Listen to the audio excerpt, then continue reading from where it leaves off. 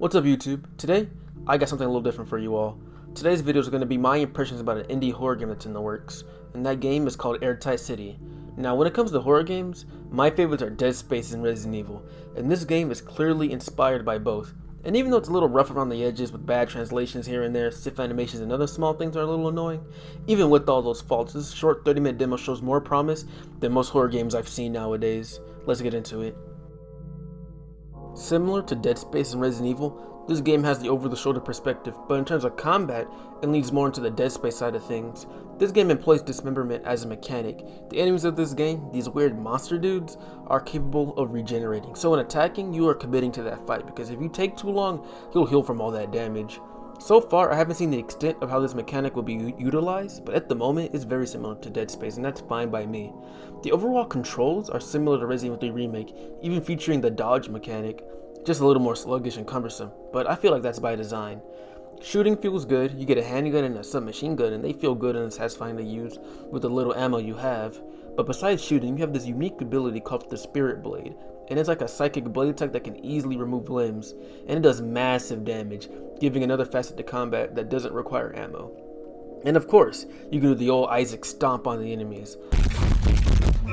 All in all, combat and movement feels good to use. The game is also pretty nice looking, all things considered. Nice lighting and particle effects, very reminiscent of Dead Space with a hint of Resident Evil 2 make. The enemy textures are pretty muddy and not good to look at though, but I'm sure they'll be fixed in later versions after all. The enemy design though is pretty meh. Most of these enemies are these hazmat suit wearing dudes, and they're not all that creepy or scary, but later on you do encounter some differing types of enemies like these fat dudes that explode. But the only enemy to really give me the spooks was the big chainsaw dude you encountered at the end of the demo. Now that guy was pretty scary, partially because you could barely see him, so he was just some hulking shadow chasing me. And of course, the excellent and unnerving sound design. You know, I love sound design in horror games, and this is very promising.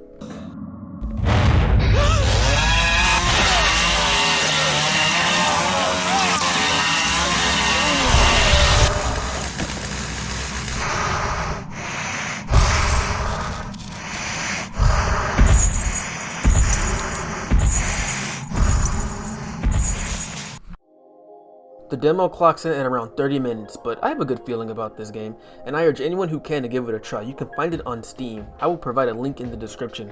I really hope this game gets finished because I have been itching for more horror games that are more to my liking, and thankfully, it seems like these types of games are coming back, at least in the indie scene. The ones that I'm most excited for are Negative Atmosphere, which is just straight up a Dead Space spiritual successor, and Signalist, which looks to be an excellent classic survival horror experience with a very intriguing story. Anyway, thank you all for watching and stay tuned. I have more videos coming up, specifically Dead Space 2 and yet again another Sonic video. Take care and stay safe, people. Also, the character you play as is Dummy.